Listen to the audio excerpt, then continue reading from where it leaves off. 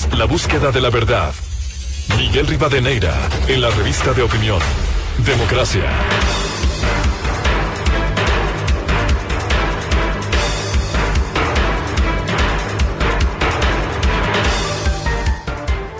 Buscando la verdad en la revista de opinión Democracia, 7:14 minutos en el territorio continental ecuatoriano. Vamos a hablar de la parte económica y cómo se ha iniciado este año en condiciones complejas en la economía. No nos olvidemos del impacto internacional, el caso de la invasión de Rusia a Ucrania, el impacto en exportaciones de productos tradicionales como el banano, pero el saldo inicial de este 2022 da muestras de una recuperación de la economía, un superávit fiscal. Para hablar de esto, quiero dar la bienvenida al economista José Hidalgo de Cordes, Napoleón Santamaría, experto tributario, y el economista Santiago García, presidente del Colegio de Economistas de Pichincha y académico. Quisiera empezar con José Hidalgo. Bueno, ¿qué refleja estos primeros datos de lo ocurrido en este primer trimestre en la parte fiscal y económica? José, buen día. Buenos días, Miguel, muchísimas gracias por la llamada. A ver, los datos de recaudación tributaria, que son los que tenemos actualizados hasta marzo de este año, muestran una reactivación económica importante. La recaudación bruta del SRI crece 18% en el primer trimestre de este año respecto a igual periodo del año anterior, con crecimientos importantes en casi todos los principales impuestos, en el impuesto a la renta, en el IVA, en el impuesto a la salida de divisas, y obviamente esto da cuenta de una economía que se está recuperando, que sin alcanzar todavía los niveles pre-pandemia, muestra todavía esta tendencia al alza que vimos también en el año 2021.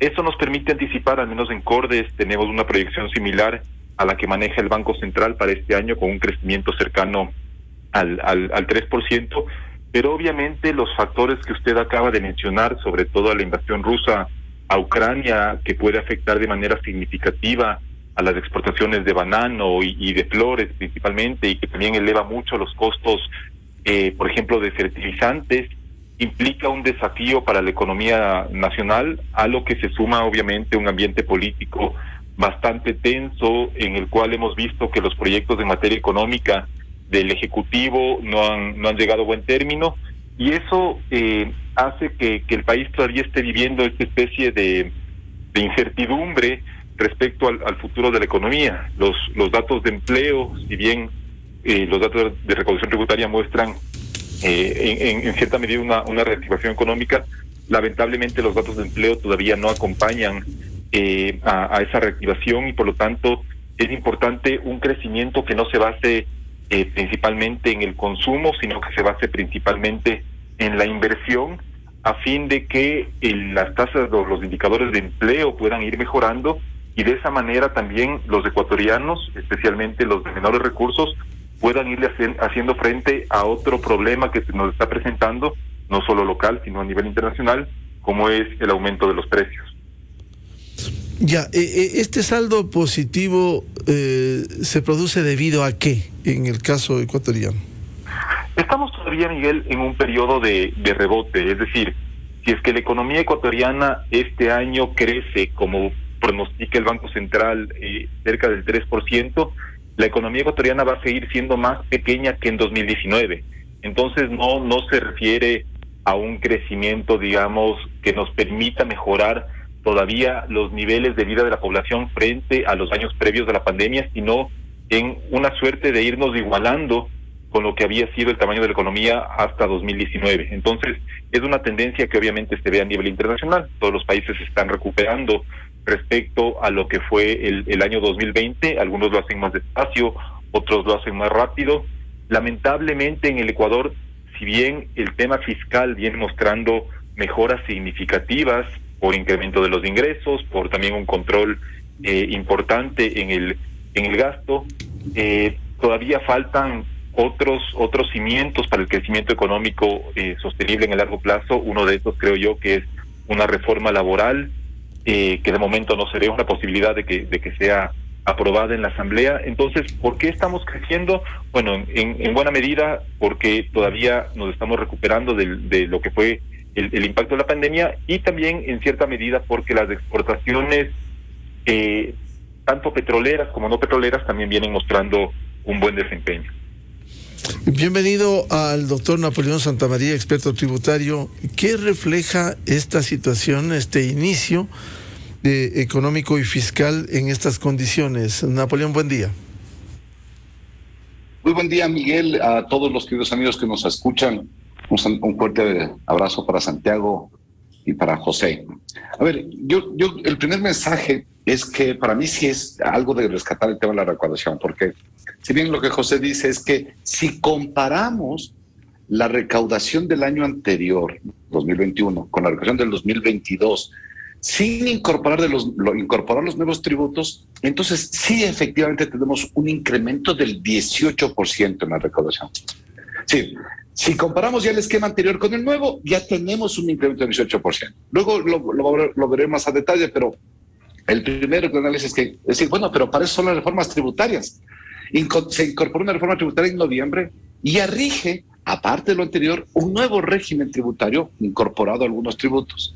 Y si tomamos, mi querido Miguel, los nuevos tributos ya incorporados en la última reforma tributaria, a marzo del 2022 respecto a marzo del 2021, el incremento es del 30.45%. Claro, ¿por qué? Porque ya se incorporan fundamentalmente las contribuciones, las denominadas el impuesto al patrimonio o a la riqueza, ese que pagó las personas naturales y que tenían más de $1 millón y las compañías que tenían patrimonios superiores a 5 millones. En buen romance, en cifras cerradas, es hasta marzo del 2021 el país recaudó 3.100.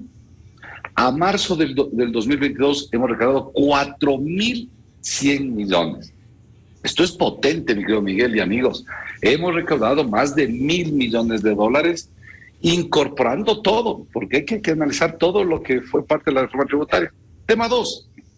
En el tema de los impuestos al patrimonio, que suman cerca de $400 millones, hay que hacer notar algo importantísimo. Ahí solo consta la cifra de lo cobrado, de lo que el SRI logró cobrar, no de lo que debe cobrar. ¿Y por qué hago esta diferenciación? Porque la ley de régimen tributario, cuando se hizo la reforma, incorporó una disposición que dijo, vea, este impuesto al patrimonio, si tiene la liquidez, páguela de inmediato, es decir, en marzo. Si no tiene la liquidez, pague en los próximos 6 meses.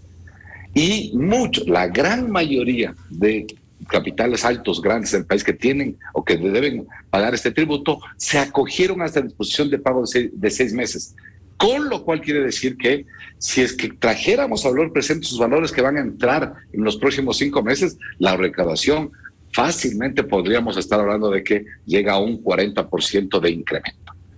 Bueno, pero a veces las cifras parecen muy frías ahí, Miguel, si no las desagregamos, porque si bien toda la recaudación crece en el 30% y la recaudación comparable con el 2021 y el 2018, sí hay datos bien interesantes que hay que resaltar y comentarles a todos los amigos que nos escuchan. Primero, el mejor marcador de la economía es el IVA. El IVA es ese impuesto que grava la compra, a la venta, al arriendo, al servicio profesional, etcétera, realmente a la actividad económica. Y ahí tenemos buenas noticias respecto de el IVA. ¿Por qué? Porque el IVA en operaciones internas crece en el 22%.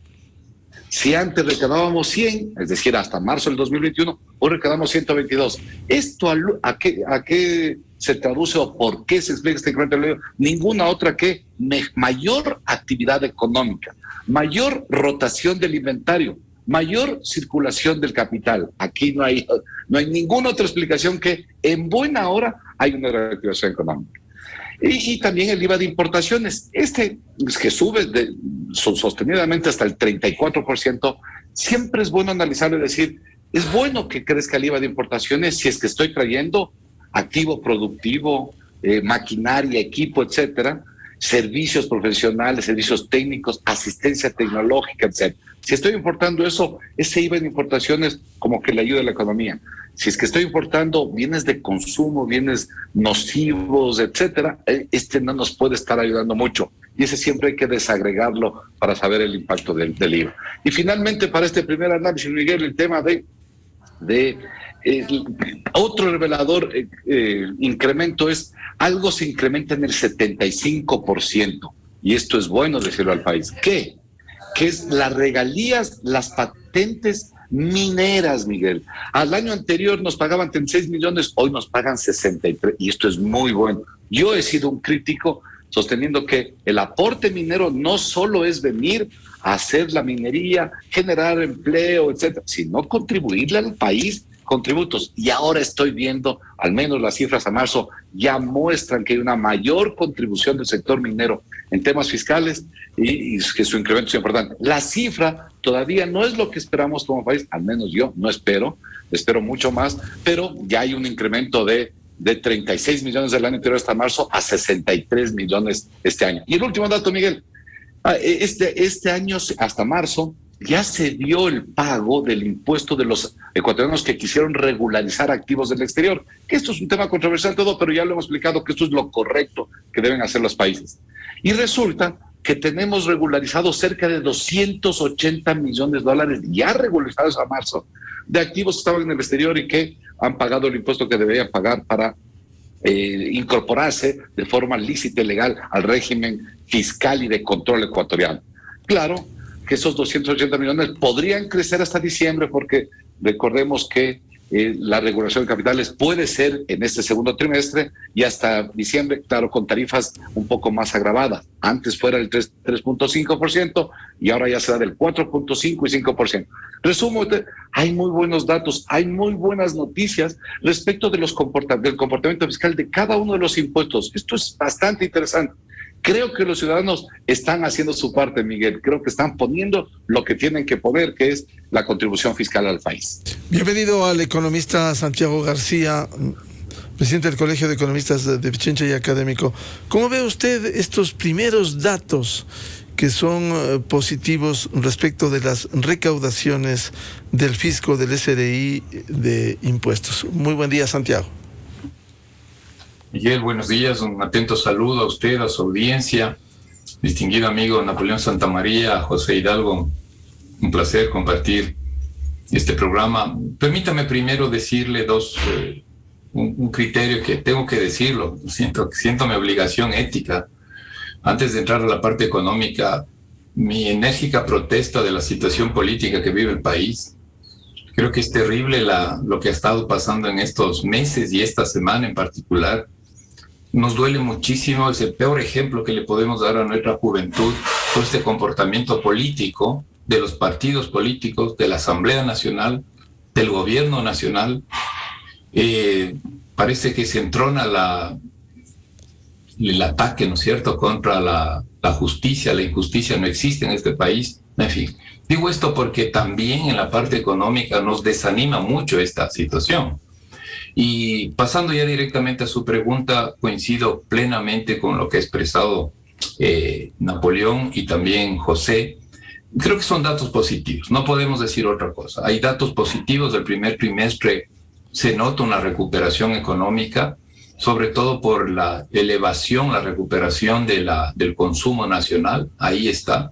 No se recupera la inversión nacional, hay una recuperación, pero no lo suficientemente fuerte. Hay unos resultados fiscales, diría, bastante razonables en el sentido netamente ya del resultado fiscal por los incrementos de los ingresos tributarios. Napoleón ha dado los detalles muy bien, muy concreto, muy claro. Creo que el país en general, de alguna manera, ha logrado cierta estabilidad económica este primer trimestre, que no es suficiente, coincido con José, ya lo hemos dicho en varias ocasiones.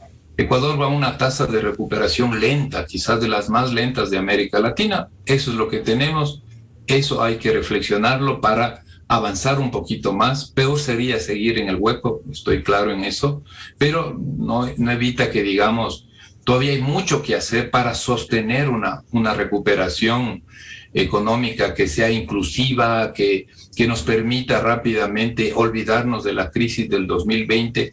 Quizás al 2023, recién 2023, que es el próximo año, si vamos como vamos, podamos definitivamente llegar al nivel del 2019. O sea, Miguel y la gente que nos escucha, nos ve, esa es la gravedad de lo que hemos estado pasando, ¿no? Recién en el 2023 podemos llegar a lo que el Ecuador fue en materia económica en el 2019. Entonces, eso es, me parece que hay algunos puntos críticos en este comportamiento económico. En buena hora, los ingresos petroleros en gran parte han sido superavitarios, eso es cierto, eso ayuda mucho. La recuperación de los impuestos ayuda mucho. Yo soy de las personas que creo que la reforma tributaria no es mala, no ha sido mala, pese que se evitó el debate, ¿sí? Y nadie nos ha dado cuenta de ese fracaso de la Asamblea Nacional para tratarlo, haberlo mejorado un poco, pero en general creo que no es mala la reforma tributaria. En su debido momento, el próximo año tenemos que hacer este mismo programa para mirar cómo nos va a afectar a la clase media, porque hoy no hemos pagado, ¿no es verdad, Napoleón? Todavía no estamos, la clase media, los profesionales, no hemos pagado nuestro impuesto a la renta con la reforma tributaria. Las empresas sí, el aporte patrimonial sí, a mí me gusta el tema de regularización de activos, es un tema importante. En fin, entonces, Miguel, en resumen, el tema fiscal va por un camino en donde lo más seguro es que tengamos posiblemente un superávit fiscal que está planificado de acuerdo con el programa del FMI. También la otra variable que se ha desempeñado bastante bien este primer trimestre es el crédito. También los datos muestran una recuperación de 2 dígitos de lo que es el crédito, tanto de la banca, sobre todo la banca privada y el sistema cooperativo de ahorro y crédito.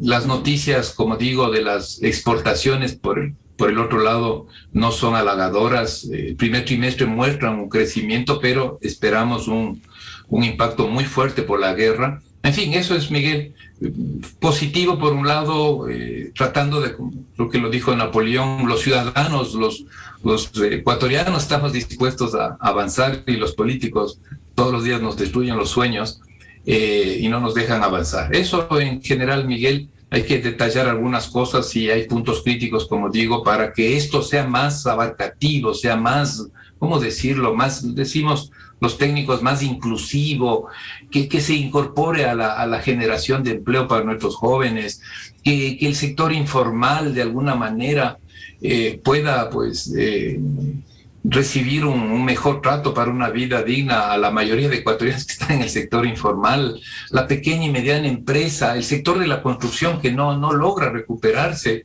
Entonces, Miguel, sí, hay que decirlo, hay un sentimiento y una situación positiva este primer trimestre, sin que quiera decir que no haya retos que luego seguro podré mencionar para que esto sea más sostenido, más abarcativo, como yo lo llamo, más de todos para ser más directo, y que todos podamos tener oportunidades en este país vapuleado por los políticos.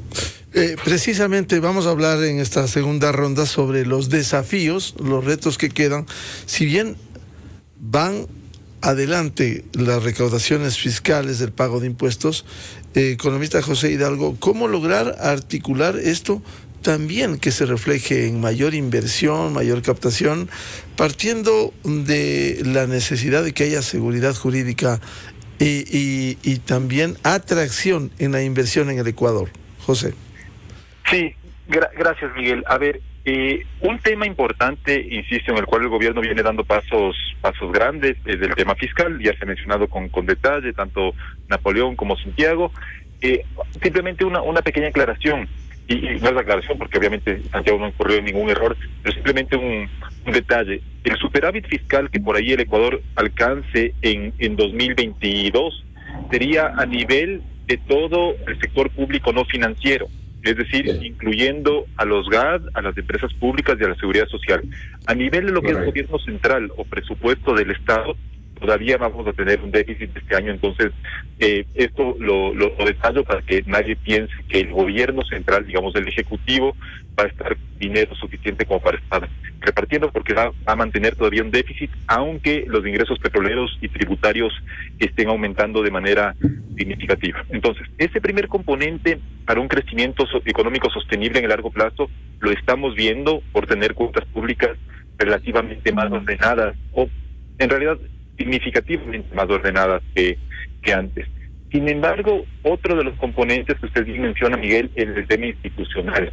En el Ecuador, este fue uno de las grandes limitaciones a la inversión en los últimos años, porque usted recordará, por ejemplo, que cualquier diferendo que un inversionista privado tuviera con el Estado, casi uno podía dar por descontado que el Estado iba a ganar. No importaba si tenía o no la razón, simplemente la justicia estaba sometida al Ejecutivo, y por lo tanto se podía esperar que cualquier diferendo con el SRI, con aduanas, con el INE, con el que sea, iba a resolverse a favor del Estado.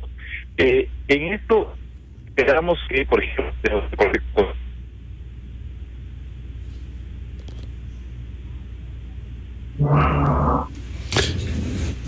este es un diálogo con José Hidalgo Pallares de Cordes sobre la situación económica, este mejoramiento de las recaudaciones fiscales, pero también este gran desafío, este gran reto de mejorar las inversiones, es decir, que vaya articulado entre la mejoración de la mejor recaudación de impuestos con la mejor inversión en nuestro país, sea inversión extranjera o sea inversión nacional. El país necesita, y hay sectores importantes, como se ha señalado, el sector minero, el propio sector petrolero, que necesita esa inyección de inversiones que pudiera redundar en algo que también se viene reclamando, la necesidad de la generación de fuentes de pleno empleo en nuestro país. Continuemos, José, con su análisis, por favor.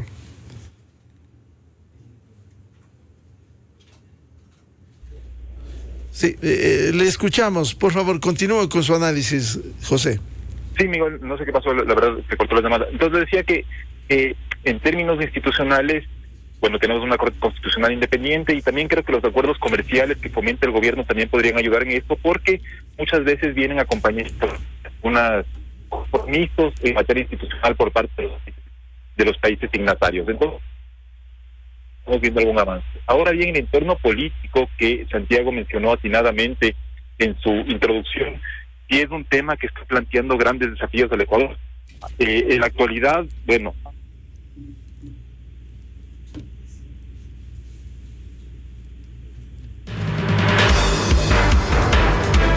tenemos dificultades. Vamos a seguir este diálogo con el director de Cordes, el economista José Hidalgo Pallares, su análisis de esto que constituye una necesidad, la complementariedad en el manejo de la política económica y fiscal. Por un lado, el mejoramiento de las recaudaciones, y por otro, la captación de recursos, esta inversión tan necesaria para...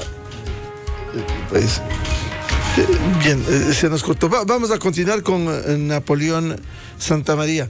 ¿Cómo articular, Napoleón, este dato positivo del mejoramiento de las recaudaciones, mejoramiento del pago de impuestos, con la necesidad de la inversión? Hay sectores importantes que pudiera lograrse más inversión, como el sector minero o petrolero.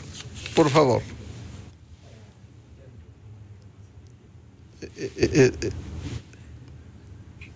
Ahí está, perdón.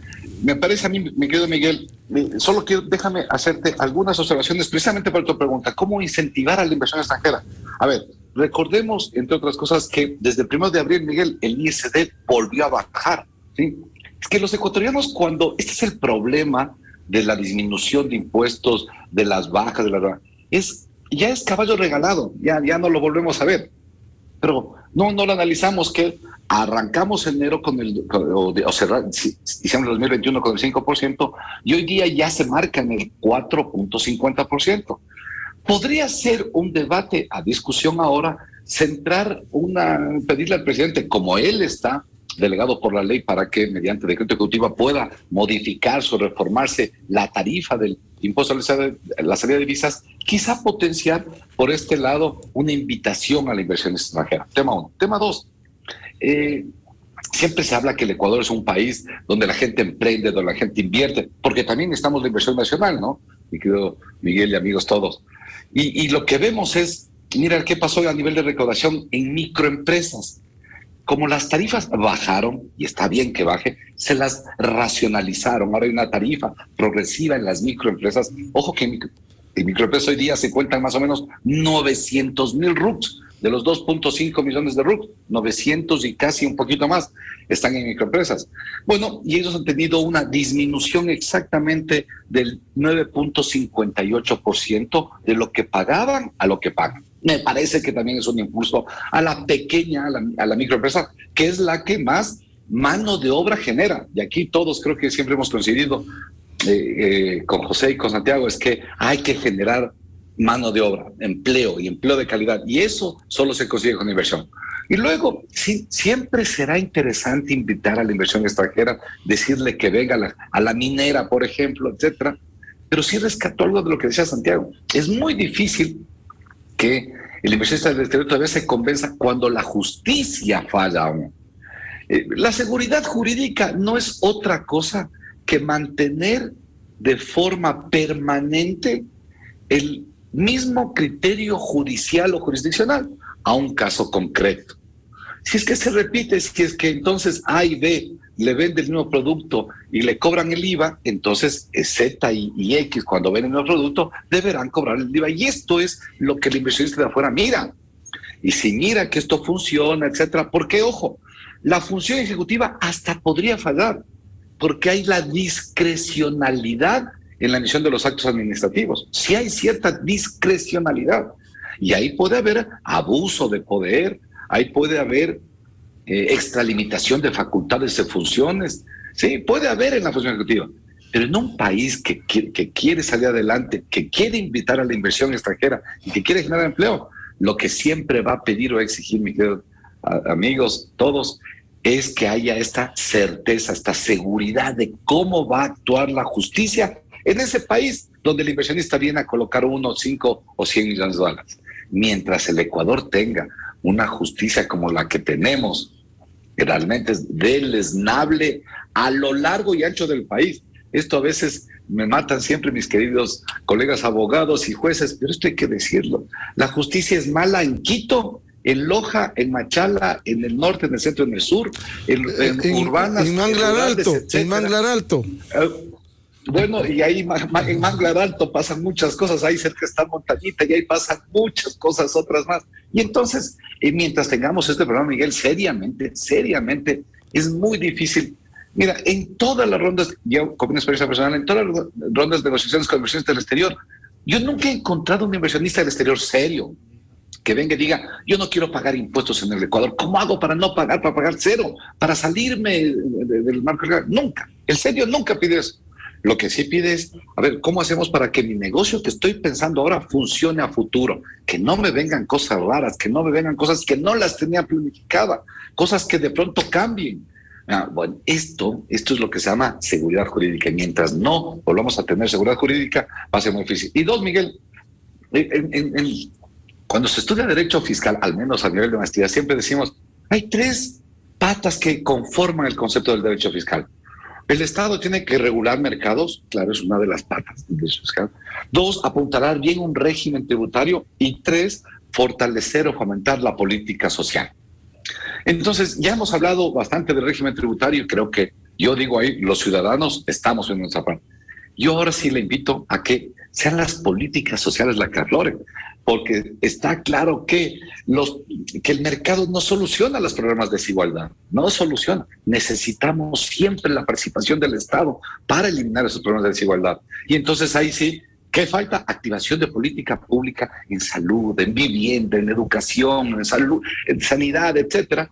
Y a eso es una tarea ya del gobierno central. Espero y aspiro que su cuerpo ministerial esté efectivamente trabajando en esto que necesitamos. Una buena inversión también mira que la protección de los derechos sociales en ese país sí se está produciendo, de tal manera que tengo unas bases sociales algo tranquilas, algo satisfechas, algo controladas, y por lo tanto no voy a invertir en un país que tiene un serio problema de estatus social. No digo que el Ecuador está, eso hay que evitarlo a toda costa. Digo que hay que activar política pública para atender, de cubrir los derechos sociales de los ciudadanos para evitar lo que no quisiéramos que pase, que es un estallido social. Y todo esto es lo que mira un inversionista extranjero hasta antes de optar por el Ecuador. Ojalá y el Ecuador sea, solo para cerrar, Miguel, ojalá sea ese punto que sí podemos ser geopolíticamente. Yo estoy realmente esperando las elecciones de Colombia, porque si Colombia y el señor Petro llega al poder en Colombia, tú mira todo el Pacífico, todos los países del Pacífico estarían gobernados o cogobernados por el socialismo, el comunismo, el socialismo del siglo XXI y todas estas cosas locas de la izquierda. El Ecuador siendo la excepción. Por lo tanto, en esa órbita geopolítica, si lo traemos al régimen económico, al desarrollo nacional, etcétera, sí podría ser el Ecuador, si hacemos bien la cosa, ese imán que atraiga la inversión extranjera que tanto necesita el país. Algo sí rescato muy importante lo que decía Santiago, pero que ojalá los políticos entendieran esto. Mientras nuestra clase dirigencial y política sea tan pobre, tan paupérrima, sin visión, sin análisis, esto va a ser complicado. Así que respaldo lo que sea Santiago. Ojalá la clase política entienda el momento que atraviesa el país, la coyuntura que puede ser muy favorable, o nuevamente otra quimera, otra derrota y otra pérdida de oportunidad. Espero que sea lo primero y no lo segundo. Santiago García, a ver, si hay buenos resultados en la recaudación de impuestos, en la acción del fisco, ¿cómo lograr captar mayor inversión? Partiendo de lo que usted también señalaba, por un lado, tiene que haber, también lo ha dicho Napoleón Santamaría, seguridad jurídica y un comportamiento diferente de la política, porque uno no puede ir en un andarivel diferente. La política, pésimo, corrupción, estos escándalos, la justicia que no genera seguridad jurídica, y por otro la economía muy boyante con perspectiva. Debieran ir acompañadas y acompasadas, Santiago. Sí, sin duda, Miguel. Ese es un tema importante. Yo lo que creo es que hay que incentivar y hay que buscar todos los mecanismos para no solo la inversión extranjera, sino la inversión nacional. Yo creo que ahí el discurso tiene que ser desde la ciudadanía, que lo que requerimos es buena política pública, como lo mencionó Napoleón, una buena política económica para incentivar los dos frentes, la inversión nacional y la inversión extranjera. Quiero hacer referencia a nosotros, Miguel, hace poco nomás, con el Pacto Social, Diálogos Nacionales de Colegio de Economistas de Pichincha, hicimos un pronunciamiento público, mandamos unas cartas al presidente, a la Asamblea Nacional, con 7 puntos. Solo voy a hacer referir a 2 o 3 puntos nada más en esa lógica que estamos tratando de ver este momento. ¿Qué más hacemos en este primer trimestre positivo de mejor recaudación, de mejor funcionamiento económico, de recuperación del consumo? ¿Qué necesitamos hacer? Menciono 2 o 3 cosas por el tiempo. Primero, nuestro llamado a crear un gran programa de inversión pública, de infraestructura, equipamiento y vivienda. ¿Con qué recursos? Aquí quiero ser muy responsable y que los políticos escuchen bien esto para hacer las cosas de la mejor manera y no asaltar los fondos de unos posibles ingresos incrementales petroleros. La Ley de Ordenamiento de las Finanzas Públicas, publicado en julio del 2020, establece que cualquier ingreso adicional petrolero entre los precios presupuestados y los precios de mercado, debe crearse un fondo de estabilización. Y este fondo de estabilización, Miguel, es muy importante. Lo voy a leer textual para no equivocarme. Dice la ley, no el interés de tal o cual. No lo dice esto el gobierno, lo dice la ley creada en el 2020, que se llama Ley de Ordenamiento de las Finanzas Públicas. Señores políticos, escuchen bien. Lo que dice es que se creará este fondo de estabilización para garantizar la estabilidad económica y la sostenibilidad de las cuentas públicas y para la capacidad de ejecución de egresos en educación y salud. Pues tenemos unas tremendas brechas en educación. El 50%, 30% de escuelas, colegios públicos no tienen agua potable. Ahí está. Hagamos un buen programa de inversión nacional. Salud, los problemas de falta de hospitales, de operatividad del sistema de salud. Medicamentos, parte de la problema de medicamentos. De medicamentos. Entonces, hago este mensaje porque me parece importante en este concepto que yo creo que los tres coincidimos. Hay que ir en las dos vías, la vía de la inversión nacional y la vía de la inversión extranjera. Aquí está claramente una posibilidad de sostener una buena inversión nacional en algo que a los ecuatorianos nos interesa. ¿Qué nos interesa? Salud y educación, número uno. Si usted me pregunta, Miguel, creo que hoy es el momento, pese a la crisis política, hoy es el momento de apuntalar una buena reforma laboral. ¿Por qué? Porque las leyes no crean por sí mismo empleos, eso lo dicen los sindicatos, todos decimos lo mismo, si ahí no hay que ponernos a discutir ni ser muy inteligentes. Pero sin duda un marco jurídico adecuado, permeable a la realidad, adecuado a lo que vivimos, hoy es el momento. Hay que hacer una buena reforma laboral para que también sea un acicate, sea un impulsor de la inversión. Porque reglas de juego laborales son claves para la pequeña empresa, para la mediana empresa, ¿o no? Por ejemplo, creo que el gobierno está en la obligación, más allá de ese discurso, que no es muy democrático, que se quiere olvidar de esta terrible asamblea, que es cierto, pero hay que encontrar los mecanismos de diálogo político para posicionar una buena reforma que la podamos hacer en los próximos 3 meses. En donde, entre otras cosas, por ejemplo, hemos detectado con claridad a través del pacto social una buena reforma en los contratos de tiempo definido. ¿Por qué tiempo definido? Sin sobrecargos, sin complicar la vida, sino que las empresas que contraten de 6 a 18 meses con todas las garantías, el seguro social, los sobresueldos, pues sea un contrato que sea el que finalmente pueda ejecutarse de la mejor manera posible. Hay un dato que lo menciono en un estudio de hace un año atrás.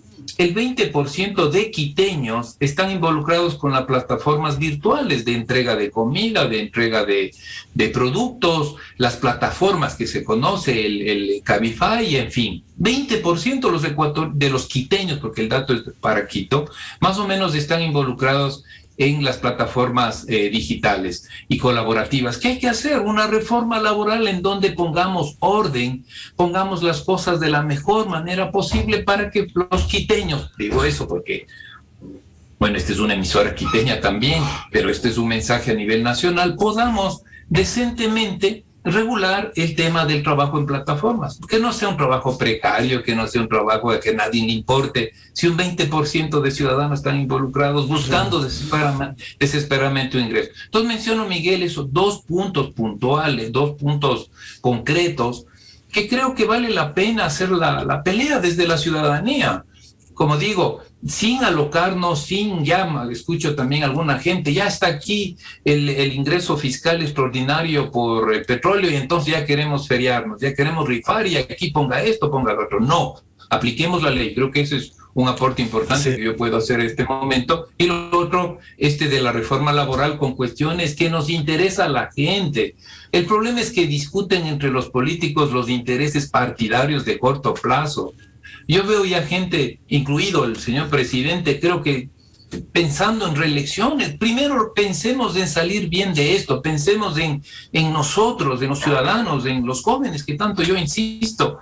Pero creo que hay que así decirlo, Miguel, perdón que seas tan directo, ¿no? Pero por lo menos en estos programas podemos decir lo que sentimos. Sí, hay que pensar en el país, en el presente y en el futuro de esas nuevas generaciones. Quiero agradecer el aporte, seguiremos hablando de esto, la situación económica, fiscal y la necesidad de las inversiones atendiendo a lo social. Muchas gracias al doctor Napoleón Santamaría, al economista Santiago García y al economista José Hidalgo por su aporte. Muy amables, muy buen día. Muy buen día, Miguel. Muy buen día a todos. Muchas gracias. Gracias, Buscando la verdad en la revista de Opinión Democracia, 7:52 minutos en el territorio continental ecuatoriano.